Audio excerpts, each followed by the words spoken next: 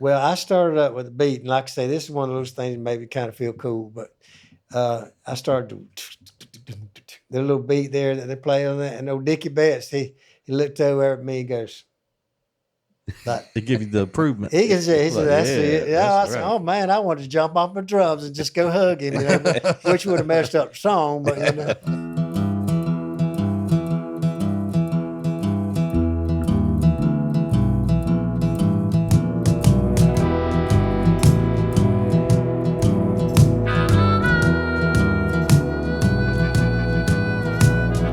Something in the water taught me how to crawl. Something in the water taught me how to fall. Hey. We're here with another episode of Something in the Water, brought to you by Caution Light Media. I'm one of your hosts, Sean Clark, and I'm Uncle Dave Griffin, and our guest this week is my dear, dear friend, old childhood buddy, music buddy, life buddy. We've been through it all, Mr. John Randall Smith from Waycross, Georgia. yeah. I'm glad to be here, guys. Me and John go back a long, long ways. I reckon music brought us together to begin with, and we've had many, many moments. We've shared many stages and had many escapades in life. I think, first off, I just want to start by saying this hat that I'm wearing means a lot to me, and it was given to me by this man sitting right here after his daddy passed away. His daddy was the if there's ever a Renaissance man, his daddy was. His daddy was Judge Ben Smith Jr. And following a long line of Smiths. His daddy flew Air Force missions over Germany in World War II. He lived through that, came home, and he became a lawyer. He's a fantastic graphic artist, paints, oils, canvas, all of that stuff, just unbelievable folk art. He's an author, wrote a wonderful book of his exploits in World War II called Chick's Crew. And sadly, he passed away probably about 8-9 years ago, maybe. 2014. 2014, okay. And it was about sometime after he passed away, my front doorbell rang, and there was John standing outside with this hat, which I recognized immediately. And he was saying, I just thought I'd ask you, did you want Daddy's hat? And I was shocked. I said, there's many, many men in your family. I said, why me? He said, well, Daddy would like you to have it. Besides, we got the big head. No, he said, it won't fit any of us. And I accepted it graciously and lovingly, and because his daddy meant a lot to me too. He loved you too. And I'm looking to find a hat shop somewhere. If any of y'all know some, email us at somethinginthewaterpodcast@gmail.com and let me know, or comment down below. Let me know of a good hat shop somewhere that'll clean it and reband it and shape it and all that kind of stuff. I really want this hat back in pristine condition. So, saying all that, that kind of gives you a clue as to the daddy of this man. He was a great man, and he had a lot of great children, and John's just one of them. So, speaking of your daddy and mama, they're both beautiful people. I got to know them in life. Y'all all grew up here in Waycross. Tell us a little bit about your life growing up in Cherokee Heights. Well, we started out, first thing I remember is on Euclid Avenue, 1212 Euclid Avenue. And we lived there when I was a little boy, and they moved that house now over by Waycross Middle School somewhere. Yeah. And then we bought Dr. Calhoun's house. Dr. Calhoun was a local doctor and our doctor, and so that was first grade when we moved to Oconee Road, which is where my parents stayed until their end. And I live on Oconee Road right now, so I was always it was good to live close to them, and especially in the older years. That house of Dr. Calhoun's was the Spanish style. Well, right? Daddy made it more Spanish. Daddy did. It was more of Judge like Ben a did. cinder Okay. block house, but Daddy added the Spanish wall Okay. and all the doors and stuff because he loved Mexico. He spoke Yeah. Spanish. They used to have a Spanish club, and he got some lanterns, from Germany, and they looked Spanish though. Yeah. But he kind of gave it that Latin look. Oh, He was okay. very I didn't realize artistic, of that. course. Yeah. And he could do anything, make doors. Those doors are still there on that house. And then later on, they bricked the house, and they bricked it up with the old bricks that were on the YMCA downtown that they tore down. So they Awesome. bricked it up with Yeah. those bricks. Neat. But I have two brothers and a sister, Ben the third, and Bill, who's a very good musician. Of course, he played in bands with us, and my sister, who's a very talented artist, and our parents were. Now our house was crazy, wild, fun, nutty as hell sometimes, but it was never boring. It's just boredom is never been a concept that I can relate to. I don't think I've ever been bored. Yeah, I just get up in my mind and start imagining things. That's how you deal with that. But I really can't relate to boredom. But thank God, Daddy and Mama, they taught us that concept of carpe diem. Enjoy your life while you can. And of course, I ended up being an English teacher, and that was one of my big themes. Trying to get these students to seize the day and make the most out of life. And a well-loved English teacher too. Mm-hmm. I might add, a lot of the kids have all given props to you over the years. My cousin Brandon Doty and friend John Pope, who ended up being in a band with me. That's their senior year, and they loved you. I think you were their favorite teacher. Well, they were my daughter Carmen's good friends, the best of friends. Now, John Pope went to England with a group of students I took over there, and Brandon went to Italy and Switzerland and Paris with us. We did a couple of trips over there, and great guys, both of them. Well, getting back to the house on Oconee that used to belong to Dr. Calhoun. That's an interesting little story of how that transaction came to pass. Yep. Tell that story about how your daddy and Dr. Calhoun struck a deal.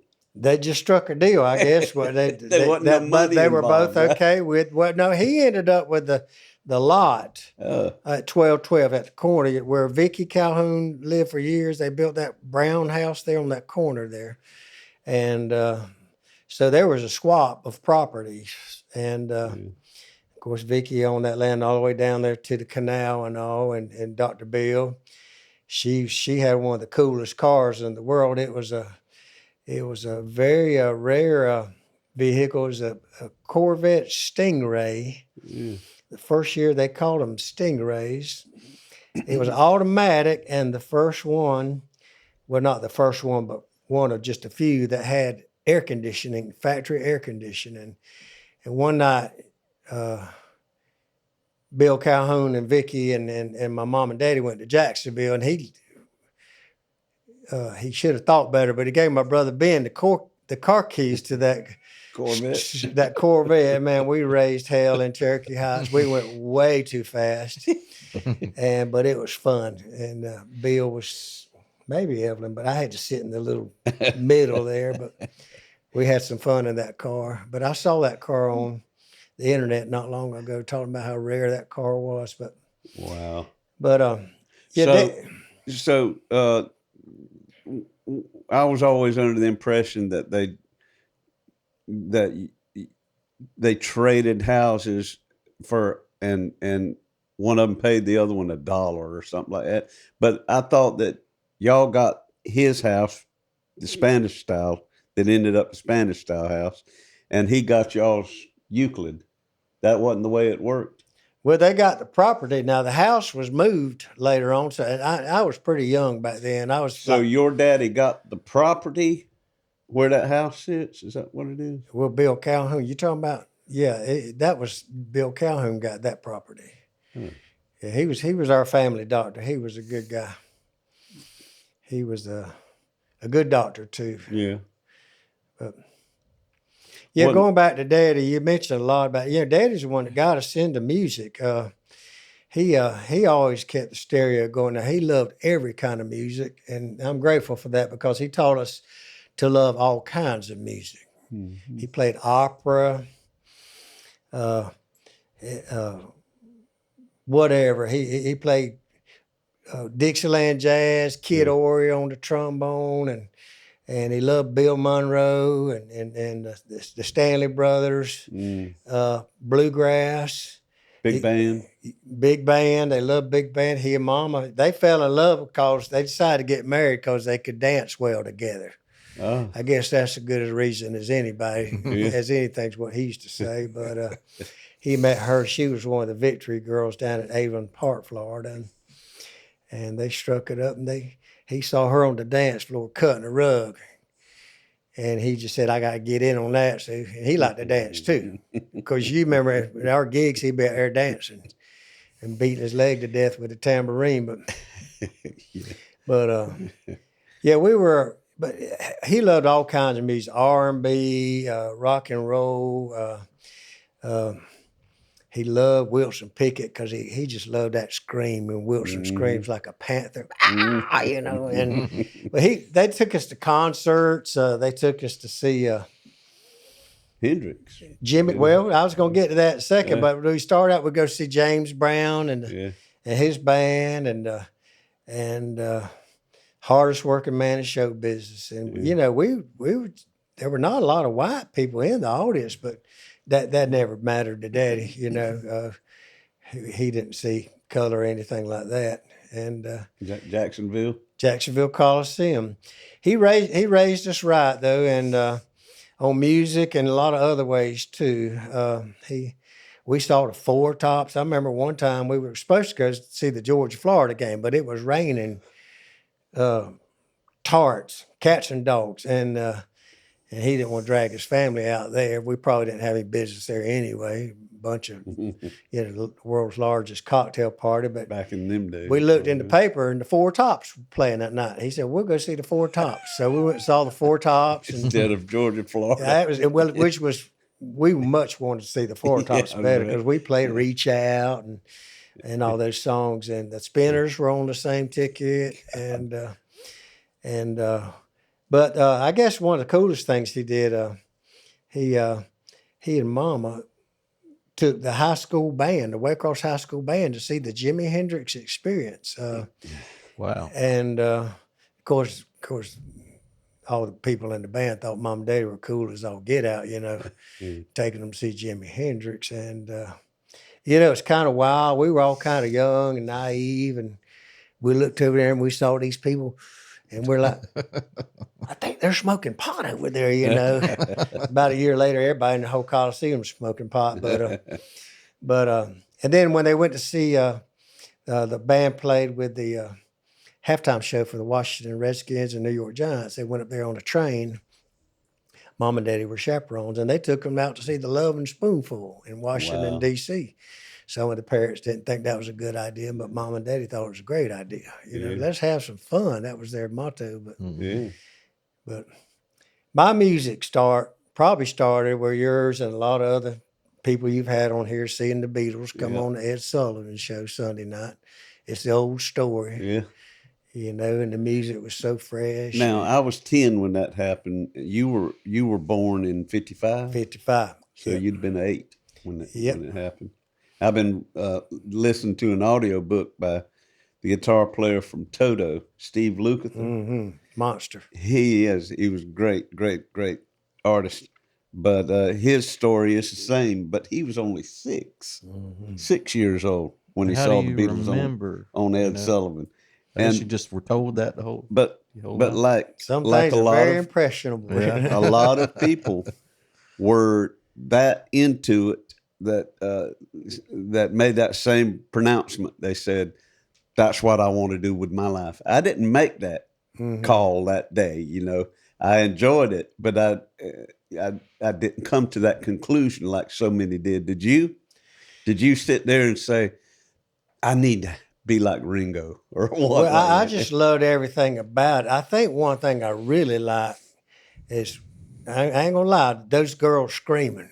I was like, now I want that kind of Yeah. attention. That's what I'm saying. Never got it, but on that scale anyway. But I've never had to. I know no one has fainted over me.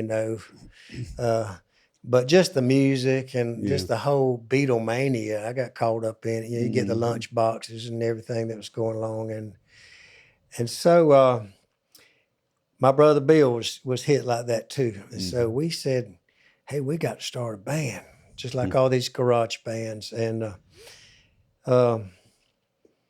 we were downtown Waycross. It's where the Pick and Save used to be. Now it's St. Vincent's. But it used to be a grocery store called Setzer's. That's right. And it faced the side road there now. Mm-hmm. And my daddy was big into politics, and he put us out to campaign to hand out flyers for Carl Sanders, who was running for governor. Yep. Daddy was head of the Ware County Democratic Party. And this would have been 64, I guess. Something, yeah, probably something like that. And so he comes to pick us up, and we're just, helping out and doing our duty. Wasn't expecting anything, and he said, "I got something for y'all." And in the back seat was a Gibson, I want to say Hawk. Bill might correct me. It was either Gibson Hawk or Gibson Falcon amplifier, and 2 Hagstrom guitars. I had a Hagstrom 1, a red one, and Bill had a Hagstrom 2 guitar. I guess they still make them, do they? I think so. Hagstrom. They look kind of like Fenders, but anyhow, they bought them from Billy Harrell, and that's a whole nother podcast right there. Billy Harrell. That was the local music store in Waycross, Harrell's Music Store on Tebow Street. That's where we all got our guitar strings and instruments and all. But we freaked out. We went straight home, and we were just overjoyed. And we went home, plugged them in, and I remember they were loud as hell. I mean, I wasn't used to that kind of volume. Even seeing the Beatles and all, of course, you couldn't hear much of them on account of the screaming. But so we got a band up, and it's my first band. It's called Mother's Little Helpers. My mama may have given us that name. And it was me, Bill, and Charles Lee. He was the local sheriff's son, Robert Lee. And before that, though, we went and saw this other band. They were called the Wandering Souls. And this is a cool part of the story, because I know you're a big Graham Parsons fan, but that's where I was first exposed to music, was in Graham Parsons' house, where he lived in Waycross. That was Dr. Calhoun's house. No, this is on Swanee Drive. The house that they moved out there to the museum, That's so right. we saw the Wandering Souls, and we saw a live band. Now, Robert Lee played the drums, Larry Murray, Dwayne Scurry's brother. What was this? Golly. Anyhow, we saw them, and Randy Hurst got killed in Vietnam. He played the rhythm guitar, and they would go down and play at Fernandina down there at the little corner club down from Moore's, the Golden Sands, I think they called it. Were they playing at the house, or you saw them on TV? We saw them practicing there. Oh, and we just really got the bug then. And we said, well, we already got some drums, because Charles can play Robert's drums, and Bill and I had 2 guitars. Well, we started the band, and Bill and I were a lot more serious than Charles, and we'd have to call a practice, and he wouldn't be there, and he just was into other things more than playing music, and we didn't have a drummer. And I said, "Well, Mom, we don't have a drummer." She said, "Well, why don't you play the drums?" I said, "But I don't have any drums." She said, "Well, Christmas is right around the corner." So I started beating beats on my desk at Williams High School, learning how to play some beats. And Miss Garnett, my science teacher, she'd say, "John, get off the drums." And I was back there just trying to learn the beats because I knew I was getting drums. Yeah. And I kind of felt like I had a little bit of natural rhythm. And then Bill Ferris joined us. He had an old Kent guitar. So we had 3 guitars. Yeah. And the Scurry boy, he said, "Y'all need a bass. Y'all need a bass guitar." Well, oh, okay, Lee. Lee Scurry, Lee yeah. Scurry, yeah. And he said, "I just happen to have one." And he sold Ferris this big old, it's like a Pontiac Bonneville. It was a gigantic bass guitar. It was a silver tone. Yeah. And we had a bass guitar. And Jimmy Sistar, rest in peace, he had a little sort of his little fan organs, cheap. And he got a real organ, got a Vox Jaguar. And we were on the road then.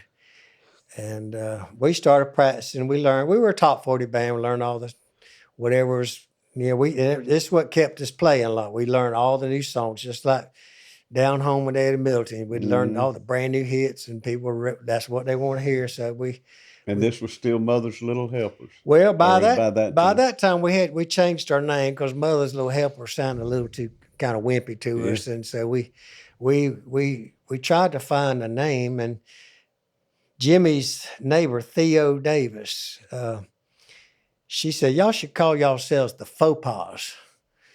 And we didn't know what it meant. Yeah. And my daddy said, "Well, that's French for like a social mistake or an error, We said, "Well, I kind of like that. It's kind of cool, The faux pas. The faux pas, And I'm sure still can't remember how we spell it, but FAUXPAS. yeah, but I can't it's remember 2 if we words. had like faux and then PAS, Yeah. or if it was like one word, but Right. capital and all. I just can't remember. I know that somebody misspelled it one time, called y'all the Fox Paws. Man, they called us every damn thing. They called us the four paws.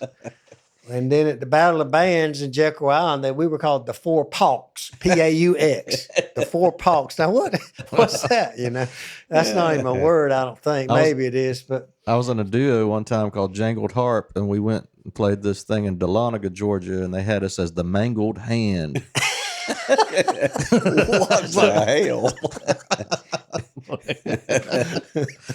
So I feel Django you on that. Reinhardt. Jangled Heart, Mangled Hand. They just thinking about Django. Man, but you talking about, and we'd have to spell it, pronounce it. And we were like, we should have stayed with Mother's Little Helpers, But You say y'all are played in the Battle of the Bands? Well, we played in the first Battle of Bands. We didn't even play, so we would just get started. And they had it at different sections all over Waycross. There was one stage on Tebow Street. Oh. And then at 2:00, the next band would be down at Doughboy Park. And then it was like all over the city. It's a pretty cool concept. The only problem is they had to come up with a bunch of different PAs and all. But we weren't seasoned. And then later on, we won the Battle of Bands in Waycross. And let's see, the other bands that second place was the Midnight Sun, which was Tony Cason's Blackshear. band. Blackshear, Bruce Wood, and Danny Bergsteiner, those guys. And third place was John Crichton's band, The Changing Times. Bill Pittman, Gene Sapp, who just had a 50th wedding anniversary. Good Lord, he married my next. Way to go, Gene. Yeah, he's always been a big fan of all of our bands. Yours, and he played. Let's see. I think he played guitar, and He did. He played guitar. And John might have played the bass, but they came in third place. And honorary mention was the long distance bicycle tire. That was Eric Nichols, and Kerry Schweinhart. You remember Eric Nichols used to come and cross town all the time Uh-uh. and just sit there and talk and play? Probably. And That's all. look at books, catalogs, and order some strange stuff and all. Yeah, I guess Eric- he's still around. I think. Yeah, Eric was a cool guy, man. He Yeah. they had an overhead projector like teachers use, and then it had these tie-dyed. They had these tie-dyed gel pieces of gel like the teachers write on, Mm-hmm.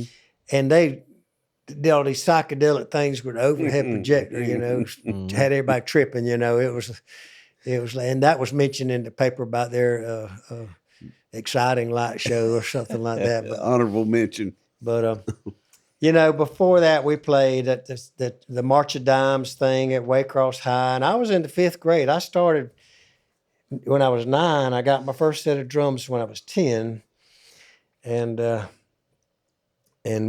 had to get me out of school to go to Ava Street to play for the March of Dimes. The kids paid a dime to get in, and it was a fundraiser for the March of Dimes, and we played Monkeys, you know, I'm Not Your Stepping Stone and Little Black Egg and stuff like that. Man, and people screaming. Man, I said, this is That it. was it. I love it. You know, I'm performing a service, you know. Tell us about that first set of drums. What were they? They were Slingerlands. Uh-huh. Yeah, they were Slingerlands. And I had a little tiny no smoking sign on the front. I was against smoking. Later on, I started smoking like hell. But I wish I'd have brought those pictures. Maybe we can post them up or something. I got 2 nice pictures that Big Jack Sistar took of us at different stages in the faux pas. But I sent some to Justin for post-production. okay, good deal. Yeah. But Might be the same ones. Some with the Nehru shirts or the Indian. What do they call them? Indian shirts. We had the dashiki. They Dashikis. were African dashiki Dashiki, shirts. Yeah. yeah. And then we had some silver Nehru jackets. We all dressed the same in the faux pas. Mm-hmm. And our big main thing was Hang 10 T-shirts. You remember the Hang Yeah, I 10s? remember Hang Had the 10s. 2 footprints. Surfers 2 little wore old feet prints right there on you. and we wore white pants. Yeah. And those Hang 10s had all kind of colors. Mm-hmm. Then when we brand, because you know, it's kind of a Beach Boy look, you know, Mm-hmm. but we all dressed the same. Now our first manager was Jack Brinkley, and he got us 1 gig. But and Jack knows how much I love him. He was a better performer than he was a manager. But he just had a lot of. He was playing music. He was in King David and the Slaves too. Jack is one of the Brinkley boys who many of them played in a band from Scriven and Jessup area called King David and the Slaves, a major band. They had a record. Yeah. Yep. Beach music group that fitted into our later musical lives. Some of the members did, but the probably one of the most important guys in that band was their lead singer by the name of Randall Bramlett. Oh yeah. And who really went on to a great career. Played with Stevie Winwood. Yeah, just about just everybody. Major musician, songwriter, journeyman. I mean, he's been around and done it all. He produced a session for us one time when he was living over there in Savannah. But they had an outfit out and a record out, and so Jack Brinkley was y'all's manager briefly. There's one picture that I think will show up right now. Of us in the radio y'all in the station with WACL radio station with Jack Brinkley at the microphone, just like I'm sitting here right now. Yeah, y'all and we're all gathered scattered around. around, leaning on the equipment and all, looking at him, and he's probably telling y'all, "You're going to be the next Beatles." Well, he was good. He was trying to teach us, you know, and he learned some steps, but he turned us on to some good music like the Temptations, you know, Get Ready, but we weren't getting a lot of jobs and all. So my mama said, "I'll manage y'all." Now my mama was a good manager, and she's just one of them kind of people that when she sets out to do something, it'll get done. And I think that's why Daddy loved her so much. She just had a lot of know-how, and she was good with people. But she managed us from 1965 to 1971, and she kept us working. We played Glencoe Naval Base, Sea Island, the Cloister, all those rich people, they got more money and put 2 piles, but they never played their band doodly squat. But the Jenkins Street, some of your listeners will be, I remember those days on Jenkins Street. In Waycross, yeah. They had this one couple, they won the dance contest every week. And the reason they won it, because everybody had gathered around, they get down on some dirty dancing now. This before Dirty Dancing came out, but it was, and I was just always, like 11 or 12 looking at, what are they doing, you know? Dirty Dance has always been around. Yeah, it has. Yeah, I'm talking about the movie, you know. But I was just a kid, and they'd have to feed me M&Ms to give me energy because I'd be over there wearing out, you know. Sugar rush. Yeah. And then Ben, later on, my brother Ben, he said, I got something better than that. And he started feeding me no-dos, you know, caffeine pills, you know. And that did work better than M&Ms. But those Jenkins Street at American Legion, that's what I'm talking about over there by the water tower. Mm-hmm. But we had some great times, you know. And then later on, the Faux Pas and Mom mostly, we started bringing bands to Waycross. We brought the Swingin' Medallions to Waycross, and they're playing coming up for Swamp Fest on the 2nd, I think. And of course, we played with the originals. We'd opened up their sets, got involved with Greg Haynes, who was a promoter here, and he and Mama became best friends, and they'd work with Bill Parker at WACL with the spots and everything, and we brought the Swingin' Medallions, the mayor, Vollenweider. We went downtown. Me and Bill and Jimmy were in the paper with Daddy and the mayor, declaring so-and-so day Swingin' Medallions Day, and it was cool. All that stuff was just super exciting. You know, I don't know. And it happened in a period, too, that was just one of the greatest decades, not just because it was ours, but it just happened to be one of the greatest decades for music and change and culture and everything, you know. One of the best bands that she brought, that we brought, it was called a Faux Pas production, was the Candymen. Oh, my God. The Candymen backed up Roy Orbison. Yep. And they were really, really good. And some of those guys, you know, got involved with Bill Lowry in and Atlanta. Went on to become the Atlanta Rhythm Section. In fact, Rodney Justo sings for the present form of Atlanta Rhythm Section. Yeah, he was their singer before, you know, Ronnie Hammond, and now he sings with the Atlanta Rhythm Section. He had a great voice. They had some songs, at Georgia Pines, which is a great song, and they. The bad thing about that show was they played a set, then we had to come on after their break. Ooh. And we didn't want to do it. It was just what were they playing at the time? Oh, they were playing George Pine and those songs, but the song that they opened up was the Beatles' "Got to Get You Into My Life," and it sounded better than the brass? Beatles. They didn't have brass. They didn't have it. They didn't need it. They probably played it on the keyboard or something, but. Man, we were like, oh, God, we got to go on now. Okay. Mama, do we have to? That's where Mama said. Get out of here. But we were just a little dinky band. And y'all were good. Y'all were cutting your teeth right there. Didn't she have something to do with Lowry?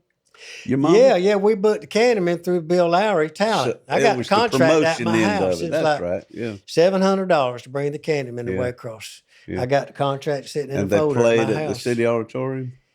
City Auditorium, where we saw the Box Tops and all those guys. Pieces of Eight, Swingin' Medallions. Detroit Wheels. Mitch Ryder, the Detroit Wheels, they showed up. And then they're the ones that got their wheels slashed. Yeah, the Detroit Wheels got slashed. Well, they had the #1 song in the country, Devil with the Blue Dress on. Charged the highest price we've ever charged in Waycross, $10. Played about 25, 30 minutes, said, we'll see y'all later. Now, people in Waycross wanted their money's worth, and they went out back and sliced up some of their bus tires, and so they got Waycrossed. They got Waycrossed.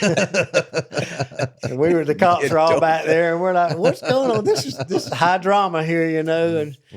But, you know, they did not give their money's worth to the people, and the people let them know about it, you know, which which is I've always liked that about bands like the Eagles. They come out there and they give their people the money's worth. Yeah. Play 3 hours sometimes, you know. Take a break, come out, play some more. So I've always appreciated those bands that just didn't have tiny short sets, you know. Yeah. Give them what they paid for. But we played in the Battle of Bands in Brunswick, and we came in second the first time. Then the second time we went over there, we won. And we talked to the judges, and they said, "Well, why did we win?" You know, and the guy says, "Well, it was a toss-up, but when y'all played Stormy Monday Blues, that old blues song that everybody played, he said, that kicked it to y'all's court." And they were an older guy that liked the blues, and Bill Ferris used to sing the heck out of it. Yeah. And so Stormy Monday Blues won us the Battle of the Bands over there at Jekyll. But, Cool. Yep. What year was that then? About 67, 8? Or Probably later? 8, 68, 69 maybe. So was it still faux pas? We At were the that time? faux pas to 71. Now, the guys, we had a great long career. Mama kept us booked. We made money. We were real popular around here. One time, well, that's another band later on, but they went off to school. The older guys went off to school, and I was still in the 9th grade. Mm-hmm. And so Bill went off to Troy State, my brother, and he came back. I guess he got kind of homesick and went to Valdosta. We put together another band, and the name of that band was, let's see, I wrote it down, was Tribe. Mm-hmm. I remember trying. Ross P., Madison Doherty, It's a big band. Danny Arbor, who's a local businessman, very talented keyboardist, me on drums, and Bill on guitar.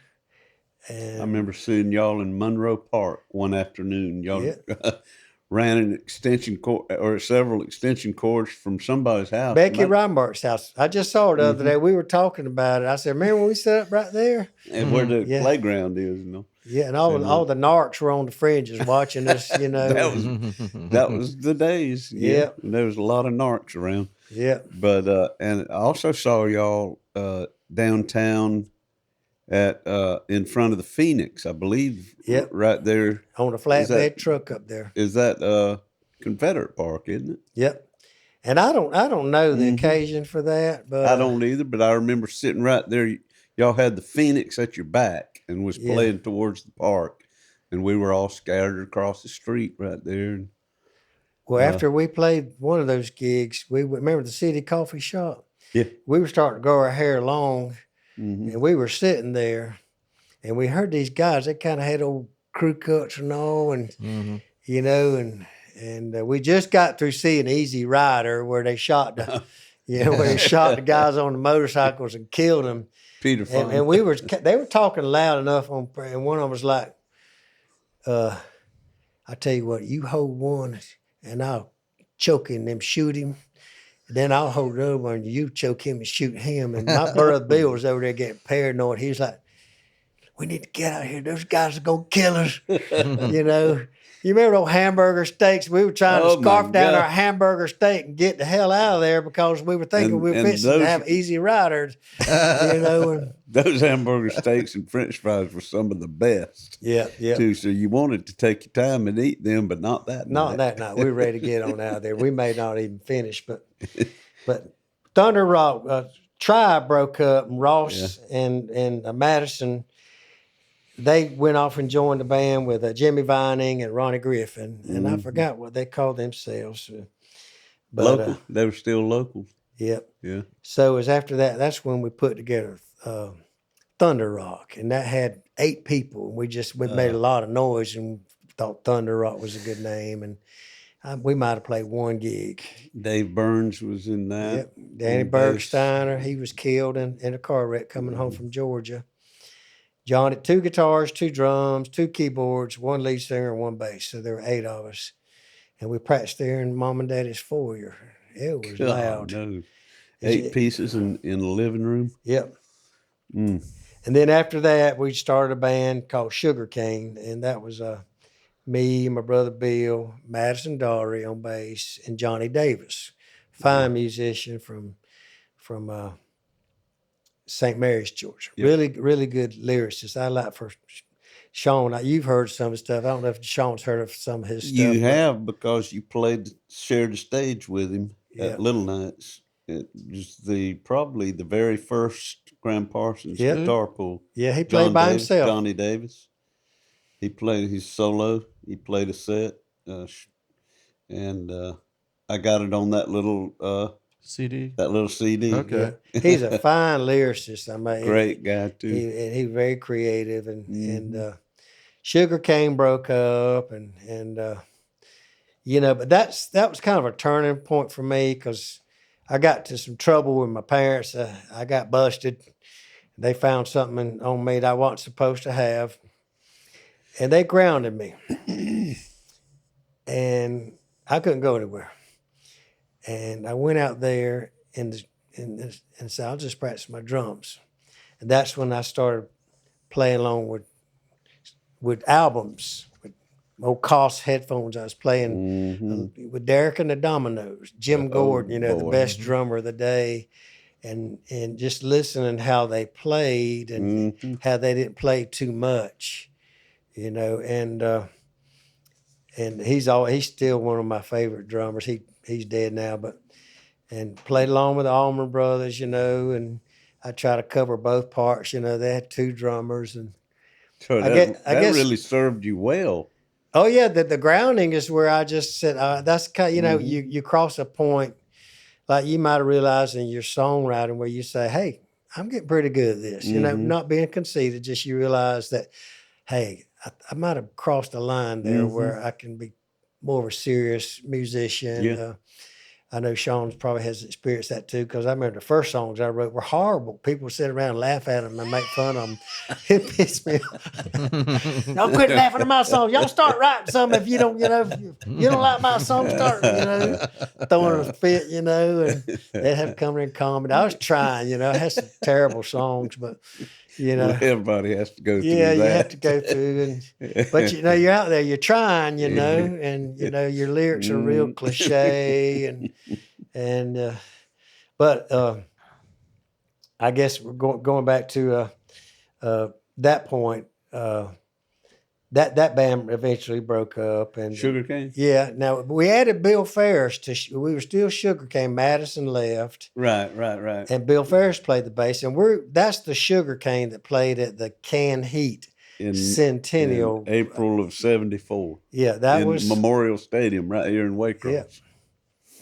Yeah, we played with Can Heat, and me and Gibbo were sitting in the truck. Maybe another boy named Randy was with us also, but we were in the truck drinking up all their beer. I got They were wanting to know where the story beer in my was, Tales of the Week right here. Is it? Yeah, but it was Randy. We'll change the name to protect the innocent. Yeah, we might not better go into all of that, but that was. But everybody knows Gibbo. But you and he were in the equipment trailer. Yeah, that had all of Canned Heat's beer. Yeah, and we got into and their y'all beer. Drank a lot of it. Yeah, they want to know where it all went. But we went out that night to the Zodiac bar called George's, but at that time it was the Zodiac. And I sat on the bar stool with old Singer. His name was Bear. Big Bear. And he was in the dumps now. His wife was leaving him, and golly, I felt sorry for him, but he was,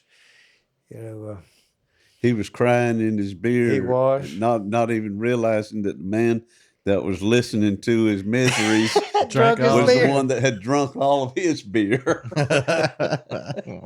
That's a true story. Yeah, I remember reading that in your Tales of the Week.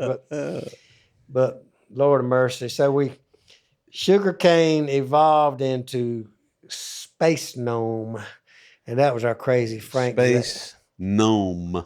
G-N-O-M-E. Like the little garden guy figure. The little extraterrestrial. I like that name the best so far. Yeah. We were wild now. We were irreverent. One minute we'd play a country rock. So I wrote a first song that was kind of good that I wrote called Reflections. Oh, yeah. I've seen my reflections going by. But anyhow, we'd play a country rock song, then go into something very much like Frank Zappa. So we had an identity crisis. Original. We started original band. Y'all Yeah. wrote like Frank Zappa. Mountains of Madness, Telephone Poles. That had some obscene lyrics to it, but Happy Song. We had this one song. We were playing with Goose Creek Symphony. Remember them? Yeah, Randall Bramlett was in that band. Mathis Auditorium. It was called Happy Song. Sing me a happy song. Singing to the... I forget the words. That was y'all's? Yeah, it was our Happy song. Song? And but it sounded just like a Goose Creek song. Johnny wrote it and said the guys from Goose Creek came out to the edge of the stage and just were staring at like y'all stole their song. That's our song, you know. Like when Pete Townsend got mad that Jimi Hendrix had stole his act, you know. That's our song, you know. And we played it anyway, but they were crazy, man. One guy came riding out on a unicycle. I'm about 12 feet off the ground. Yeah, between the amps on a unicycle. Yeah, they were very different, but a fun band. Yeah. And we opened up with Atlanta Rhythm Section there. They were terrible that night. They played at the college gymnasium, and they were not good that night.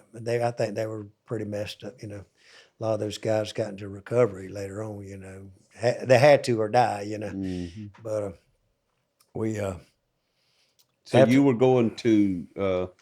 I know Bill was going to college at Valdosta at the time, and you were too, weren't you? I was pretending to go. Okay.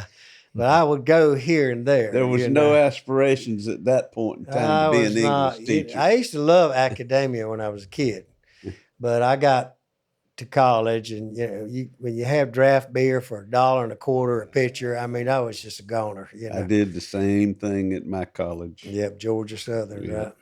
It wasn't good. Well, Space Gnome broke up, and a lot of it on account of me. I was just too wild and crazy and irresponsible, and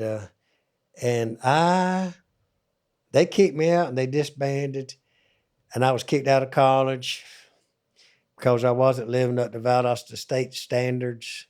And back then they really didn't have any standards, but I wasn't living up to them. That tells you something. Yeah. I think all you had to do was write your name on the SAT back then, and they'd let you in. But we had so I didn't know what to do, and I was hanging out at my sister's house, driving her crazy. She's like, "Mama, you got to come get him," you know. She was living over there. She lived over there going to school. Yeah.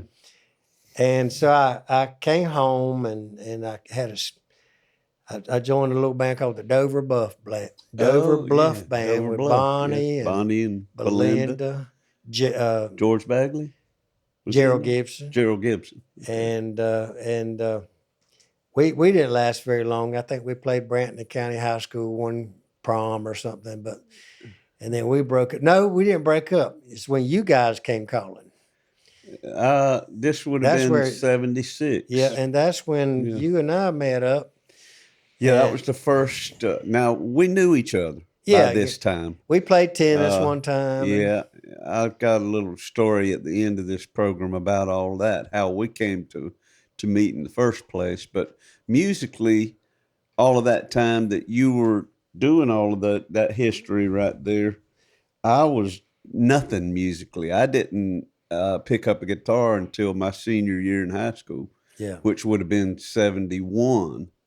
And heck, that was about the time your mama quit managing y'all after 5 years of constant playing, you know. But what y'all did is y'all were pioneers here in Waycross. You and Billy Ray, y'all started the first country rock band. We did start a band called Sweetbriar in 74, and that went through some personnel changes and ended up as Homegrown when we hooked up with a lead singer in Valdosta, a frontman, great lead singer by the name of Eddie Middleton. And he took, this is how the story associates itself, twists and turns. Eddie Middleton took Randall Bramlett's spot in King David and the Slaves in the 60s. Randall's left the Slaves and went on his solo career, Eddie Middleton joined, and that's where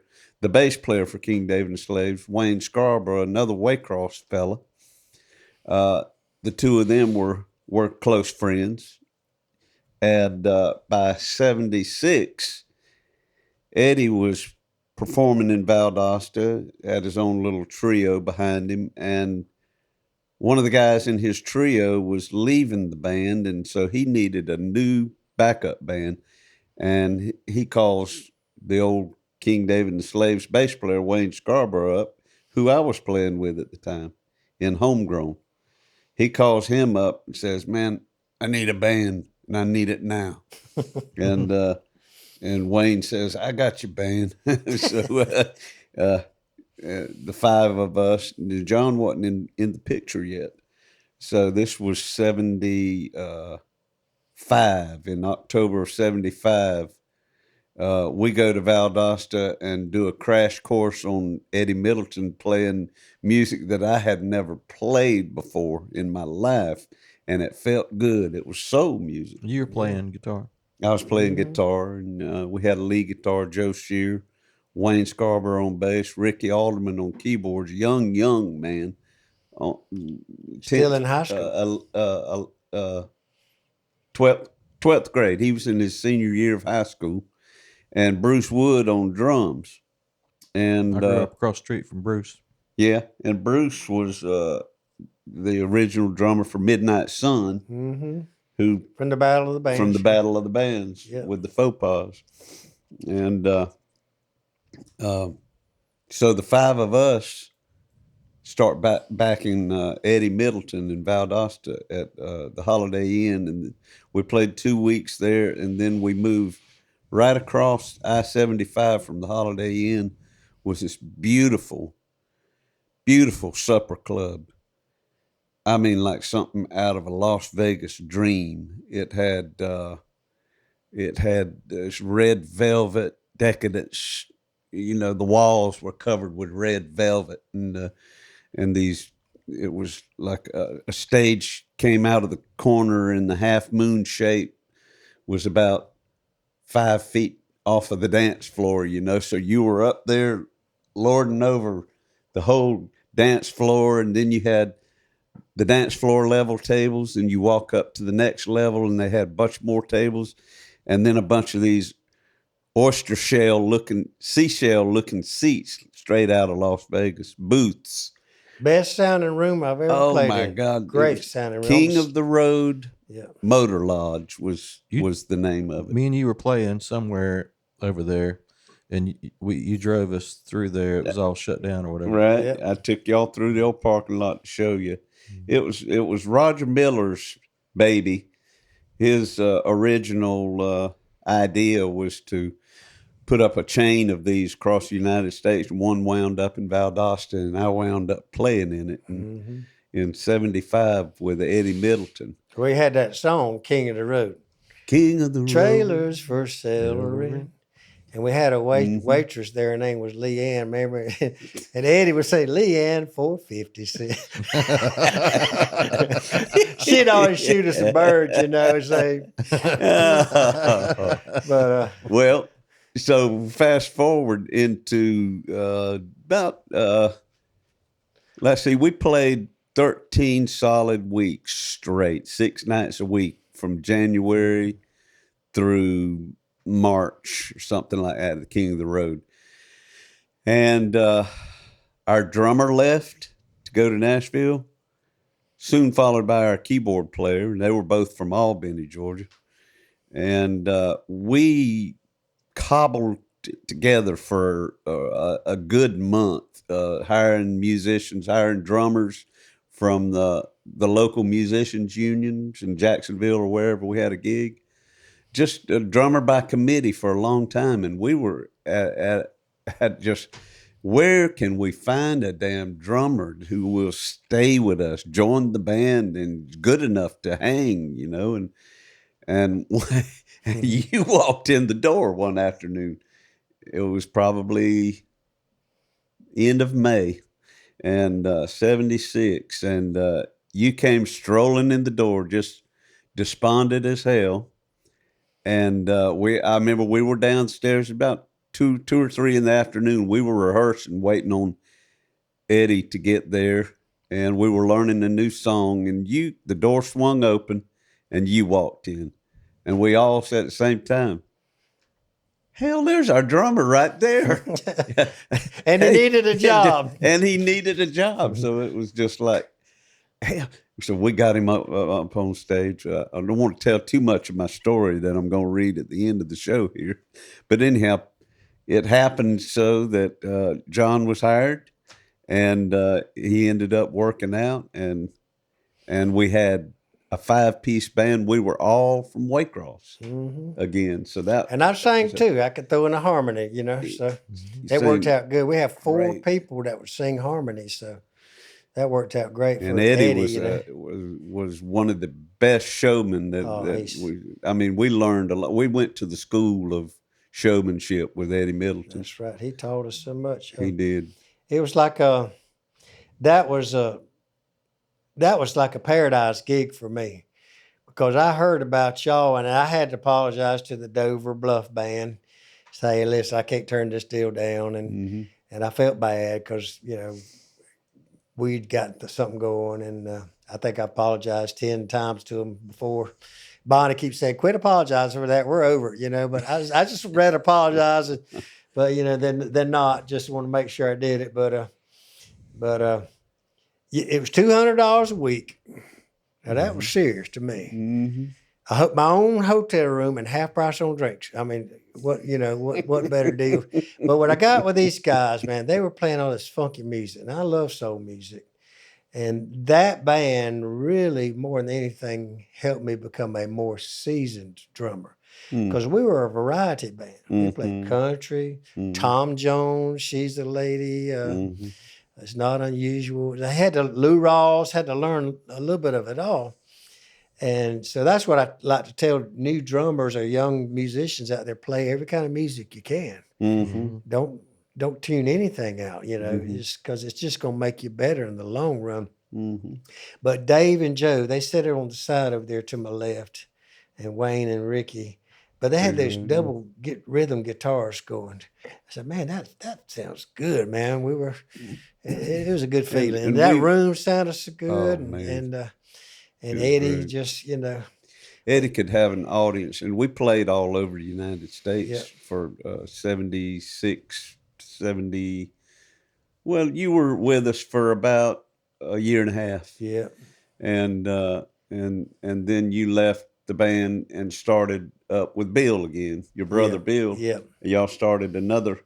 Yeah, I started a band called Homeward Angel. Homeward Angel. But before we get to that, we got some more down home talking to do. Oh, my God.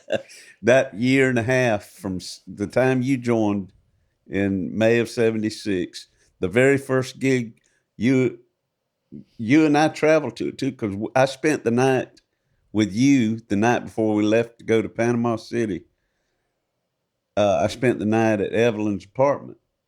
And we left out of there in my old gold Ford van with the inside engine cover that wouldn't latch down. It was blowing out heat. In June, and so here we were, shirtless in cut-off jeans, and I remember there was an ice chest at Evelyn's apartment in the shape of a beer mug, and the top of it was the foam. The top of the little styrofoam ice chest was foam, a little round foam that you put on. I think we took that thing with us in the van, and we stopped and got a couple of 6-packs of beer on the way out of Valdosta, and about halfway to Panama City, we had to stop for more.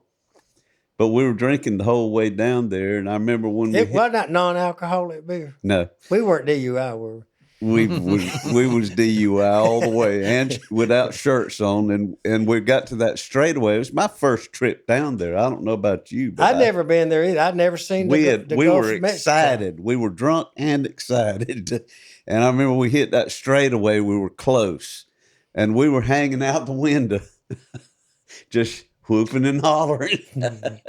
Anyhow, when we pulled up to the Sheraton on the beach was where we were to play for the next 2 weeks. And it was right there on the Gulf of Mexico. And we pulled up underneath that Sheraton on the beach entrance right there and saw that white sand and just blue water. It was just too much. I mean, I don't think I even shut the van off. We just piled out of there and went running and just fell into the ocean. Well, we were burning up, man. That old van was about to heat us to death. Yeah, we splashed around in that surf, just giddy. We got out by the pool, and for some reason we thought Jack Daniels. We were the first ones there. Yeah, we thought Jack Daniels would be a good idea to switch, and needless to say, I got a little too much. The gig that night. I about lost the job that night because I was too inebriated to play. Eddie said I sound like a baby splashing in a tub back there.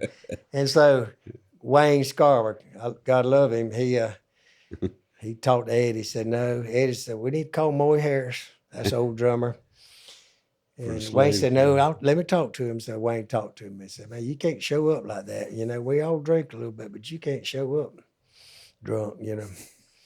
Telling a lot of my story here, people. Hope y'all don't mind. Rules of the road. But, you know, and the truth is you guys, y'all had payments and two of the guys were married and their wives were on the road with us. Joe and Wayne were. To me, I wasn't as serious about it, but Wayne let me know we're serious about this. This is our job. We pay our bills with this, and we can't go home to mom and daddy's like you know. And I realized that and got more serious about, you know, had to learn to be a little more professional. And but he saved my job that night. I'll never forget it. But I was a little ahead of myself. When you joined the band, that did not make it 5 guys from Waycross quite yet. It was Pine Room. We had the keyboard player in the band at the time that you joined was still from Albany, Georgia. His name was Lee Newell, and he got the nickname in Albany. There was this place called the Pine Room, and he played solo keyboards. You know, I can picture this guy sitting in a dim-lighted bar room, you know, singing his ass off because he was a great singer. Yeah. And everybody just took to calling him around Albany. They just took to calling him. They'd see him on the street. They'd say, hey, there goes Pine Room. Pine Room. named after the club. But you remember, he was supposed to leave after the first week, and he didn't want to leave because we were having so much fun down there. Well, it's Panama City Beach. My God. And Ricky was there to learn the parts. Ricky was going to transition back into the band because Ricky had started with us in October 75, but he commuted. He and Bruce Wood, our drummer, commuted every day, every single day of the week between October and December 31st. Because Ricky was still in high school. Bruce had a full-time job at Waycross Cable Company. And it was killing them, you know. 6 nights a week they had to play, but 5 days of that was get up early, go to work, go to school, get out of school, get off work, haul ass to Valdosta, play a gig till 2 a.m, haul ass back to Waycross, get up and do it again, you know. So it was he quit in December of 75 and said, guys, I'll be back as soon as I graduate high school. And so the keyboard player from Albany that replaced Ricky in January of 76 was Pine Room Lee Pine Room Newell, and he knew that he was leaving, and Panama City was to be the transition point. Ricky was there, straight out of high school, and sitting there right in front of the stage taking notes, you know. Okay, synthesizer on this song. All right, organ, you know. He's out there taking his notes. And for a week, it was to be that. And then the change would take place. Well, after that first week, I think we might have played 2 or 3 weeks down there. Well, But, I think it was 3. But 3 weeks. Pine Room had got him a little bit of romance going down there. He wasn't wanting to leave, and you know, he was begging Eddie to let him stay, and Ricky's like, no, you know, we had to let him go. This is another guy down I think there. Eddie had to have a talk, pull him to the side, and say, "No, Pine Room, All things must pass. you got a gig in Nashville. You go on to that gig now." But yeah, and Ricky would go down there and practice. Ricky was a quick study too. I mean, he had a great, Ricky Alderman was amazing. He had a great ear. He'd hear something, he'd sit down and play. He played very much like Chuck Leavell on the keyboards. Didn't play with curved fingers. He played with his fingers flat, you know. And he was good. He never he learned strictly by ear. You know, never had I don't think he had any formal lessons. He might have taken a few, but he got his from. He'd go home every day and gravitate to that upright piano sitting in the rec room of his house, and. But when he got there, I think the band was at its best. You know, I really do. And I know the level of fun was off the charts, especially me, you, and Ricky doing a lot of stuff together. We weren't married, and and we'd ride around and sing to the cows in the middle of the night, and we used. But we played some cool gigs too up in New York, up in Macon. We played with Dickie Betts. He was starting the Great Southern Band, and some executives from CBS Records were down to listen to him. Steve Popovich. Yeah, to sign him. And Eddie got signed as sort of a Southern country gentleman type, you know, Tom Jones meets country music. Had 3 chart singles on his debut album, Midnight Train to Georgia, What Kind of Fool, and Endlessly. Mm-hmm. And that's kind of rare for a debut artist. But we were playing with Dickie Betts, and he got up on the stage and played One Way Out with us. And this is one of my little things where it made me feel extra kind of special. So Dickie and Joe were playing guitar, and Dave let him play his guitar. I gave my guitar to Joe. Joe gave his Sunburst Les Paul to Dickie. So Joe was our lead guitar player, not me. And they started playing. I went and sat down in the crowd and watched this take place. It was pretty daggum awesome. Well, I started up with a beat, and like I say, this is one of those things that made me kind of feel cool. But I started to the little beat there that they play on that, and old Dickie Betts, he looked over at me and goes, like, to give you the improvement. He said, that's it. Yeah, I said, right. oh man, I wanted to jump off my drums and just go hug him, you know, which would have messed up the song. But, you know, but that goes back to your being grounded that time, where you had the Koss headphones on, listening to the Allman Brothers, which had 2 drummers, and trying to be both of them. Yeah. So there you go. That's it paid off. Being grounded pays off. But we went out partying that night, and we went to this place called Hodges Barbecue, and that's where Red Hot Chicken, the Wet Willie song "Red Hot Chicken" was about Hodges Barbecue. Dickie Betts was there. He was dating. This was about 4 a.m. Yeah, he was dating Cher's publicist, who looked like Cher. Looked just like Cher. Cher and Greg Allman were an item back then. And Dickie was driving a BMW. No, a brand new 450 SL Mercedes. He and that girl got in a fight. Of course, Dickie Betts was always getting drunk and getting in arguments and stuff. But he came out here, these old cowboy boots, and started kicking that Mercedes, dents in it. And we're like, we were impressed by that. Back then we thought that's a rock star. But nowadays we'd be like, hey dude, what you doing, man? Calm down, man. That's a nice car, But we were impressed by that. But earlier that night, we were in the motel room with this guy named Sam Letterman. He was like a A&R guy or a lawyer for Epic Records up there. And that was the label that signed Eddie. Yeah, was Cleveland International was a subsidiary of Epic. And he said, hey guys, listen to this. He had this little cassette recorder. He He said, this is fixing to be the biggest thing you ever heard. And we listened to it. He said, this guy's named Meatloaf. He's fixing to be the biggest thing. He's fixing to blow the top off the world. It was a rough mix. I can't imagine and we couldn't why they were stand it. so proud of it. We were like begin with. thinking, this guy ain't going to do nothing, And next thing you know, Bat out of hell. come sell 7 million albums, on his debut album. But we heard it before anybody else did, And it wasn't good on We put a bad mouth on it. We were listening It wasn't to to it. us. Right. And I never have liked. I never had. Nick Well, much I either. never. It's just that dramatic, rock Yeah. and whatever. But hey, those guys, they knew stuff that we didn't know. It's just like when I got a song published by Bill Lowry, and Dave and Billy Ray turned me on to Bill Lowry. Mm-hmm. Later on, my brother Bill and I got some songs published, and I was playing this song. It's called "Way Back Wind." Mm-hmm.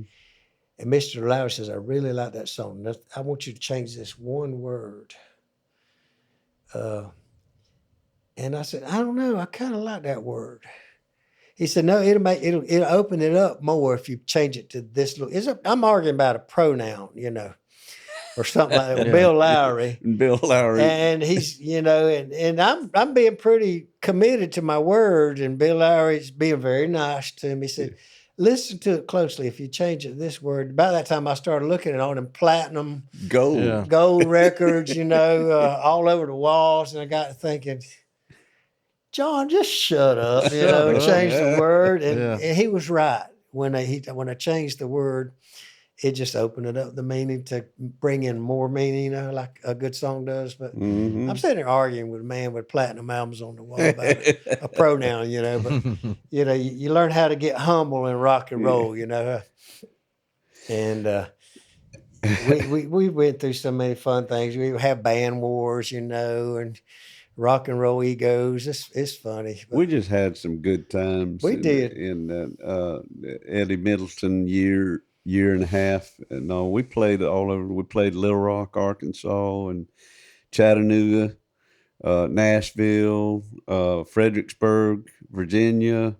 the Swingers tent down at the TPC. Played the GJO and the TPC, the professional golf tournaments in Jacksonville. And one night the tent came. Tent? The wind got under, and it was poles were falling. At the TPC, Yeah. they moved the event from Deerwood Country Club out to Sawgrass, and they put the Swingers tent was where we played. They called it the Swingers tent. After the 18th hole, that's when we'd kick off the party. It was this long ass circus tent, Yes. and they had it staked down into the asphalt parking lot of the a big hotel on Jacksonville Beach. They put us up at Howard Johnson's down the road there. But I remember we woke up. Well, we were still asleep from the night before, playing the night before, and the phone rang way too early, and it was Wayne Scarborough saying, Get up. "Guys, you need to get up and get down here right now. The wind, Tent's blowing away." tent's blowing away." And we had to haul ass down there at 10 in the morning, way too early, and salvage our equipment. They got it under control, though. Tom Wheels was interviewing Eddie, and they Tom said, Wheels is that great Jacksonville Channel 4 Yeah. newscaster, the one that broke the Leonard Skinner plane crash story. Yeah. So you see him in all the documentaries of young Tom Wheels. He said he asked Eddie what happened, and Eddie said, I think they edited it out. He said, well, the band that played here last night tore the roof off their sucker. Hey, Lord. But you remember they put me up in some kind of penthouse suite. I don't know how I ended up with a penthouse suite up there. And Howard everybody Johnson? come to my room, remember? Yeah. Oh, Yeah, room. That was the room we were in. Where And y'all had regular motel rooms. But somehow I got it up a suite on the top floor. I never did call down to the desk to tell them they may have made a mistake. I said, we're going to write this thing out.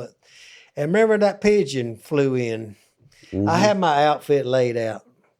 Oh, yeah, we pressed, these little white overalls with these little blue denim shirts, kind of. Mm-hmm. And I'm sitting there telling a joke. We're having a beer, and everybody's laughing. Everybody's cutting up. A little pre-activity before the gig. The doors open. The Atlantic breeze blowing in. The patio door was open. Yeah, the balcony door was over. Door. A pigeon flies in the room. Or a seagull. Was it a seagull or a No, pigeon? it was a pigeon. Pigeon. Okay. It was a pigeon. Flew in my room, flew directly over my white outfit, and took a dump on it, a purple dump, and just flew right back out. And we all just kind of looked at each other like we would had a hallucination or something. Pinched ourselves. Did that really just happen? And just this big old. And I've always interpreted that as a sign, some kind of sign, like you need to do better or something, or maybe I was a pigeon in a former life, and that was my ex-wife pigeon or something. But anyhow, I had to call Wayne and say, Wayne, we can't wear the outfit tonight. A pigeon flew in the wind and took a dump on my outfit. He hung up, We had to call back and say, no, man, for real. Here's talk to Dave. He'll tell you it's the truth, Just one of the crazy things, Yeah, which we had many. Speaking of one, I want you to tell the folks out there, you being a big fan of the Allman Brothers and everything, the drummers of the Allman Brothers was Butch Trucks and Johnny Johansson. Yeah. Whose nickname at the time was J-Mo. And one night we were playing a gig in Jacksonville. I guess it was at Sonny's Lake Forest Lounge. Yeah, staying at the Rain Tree Inn. We were staying at the Rain Tree Inn on I-95, and it was early in the morning after the gig, and we was sitting in somebody's room, me and you and Ricky and Eddie. It was an adjoining room. Yeah. Remember, I was in one room. So it was a good 4:00 in the morning once again, and we were still imbibing, and you got real philosophical, and you was kind of slurring and kind of sleep. Like you came out of a sleep because wisdom just couldn't remember it. You had been quiet, and you just all of a sudden you piped up and you said, "I want a nickname." I want a nickname. Yeah, and you said, "From now on, I want y'all to call me," and you paused, and you said, "Jabbo," and. Well, we didn't think a whole lot of it, the next day, though, when it was a takeoff on J-Mo. That's J-Mo, what inspired me. Jabbo. He had J-Mo. I wanted to be Jabbo. Jabbo. And so the next day, we went to bed that night and got up, started going to lunch, what have you, and making our daily rounds, and everybody was calling you Jabbo. I'm like, why are y'all calling me that, man? They had to explain to me what happened, but it stuck. Yeah, it stuck. With me, and even my son Connor called. Yeah, he called me Jabbo. Not many people know that story, which is I'm afraid why you told it on this podcast. A lot of people won't be calling me Jabbo. Well, I will respond to that because I've had to. But y'all cut it short to Jab, Jab, yeah. But the funny thing about that is that afterwards, I started seeing references to the actual name of Jabbo Smith. Yeah, jazz player. And I believe he might have been from Waycross. What? A trumpet player by the name of Jabbo Smith might have come from Waycross too. But there were two I ain't Jabbo sure Smiths on that. Two Jabbo Smiths. But that's funny because you played trumpet in the high school marching band. Yeah, well, remember that band we ran to Chattanooga. Their band was named Jabbo. Or is on the Jabbo label. On the Jabbo label. Yeah, something new. But yeah, I always thought it's pretty cool. I always thought it's pretty cool that I was able to. I think I was destined to get into music. You know, I ended up being a school teacher. I think that's where the good Lord wanted me. But you know, we did have some action with Homeward Angel. We were actually offered a record deal with CBS Records. The guy, Lenny Pizzi, and our manager at the time was Hugh Rogers. He managed Mother's Finest, B.J. Thomas, the producers, and but you know, he wanted a 2-album deal, and you know, so Now, the name of that story is Almost Famous. in this group, this is you left Down Home Band, which we had changed our name from Homegrown to Down Home Band with Eddie Middleton, and we had that run there with John, or Jabbo, as you prefer, and Captain John Smith. Captain John, Captain. Is it raining? Or you?